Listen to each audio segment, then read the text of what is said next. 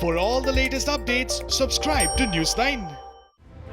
India's COVID-19 trajectory continues to move upwards.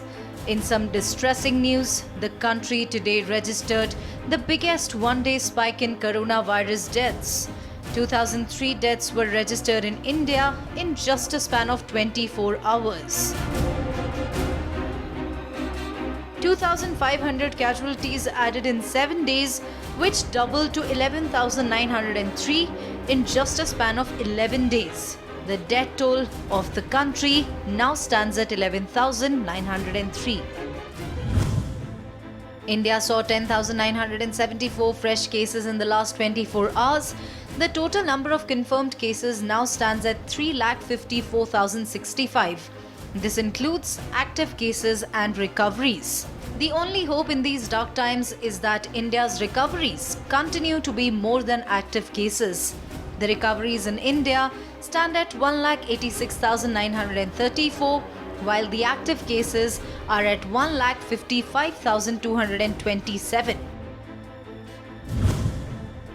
Maharashtra has crossed the grim milestone of over 1 lakh cases when it comes to the number of confirmed cases. The state continues to remain the epicenter of COVID-19 in India. Active cases in the state stand at over 50,000, while over 57,000 people have been discharged. It's worth noting that the number of recoveries is way more than the number of active cases. Tamil Nadu, on the other hand, is the second worst hit COVID-19 state with over 48,000 COVID-19 cases so far. The state has registered over 20,500 active cases and over 26,500 discharges. Delhi is the third in the list of worst affected states with confirmed COVID-19 cases over 44,000.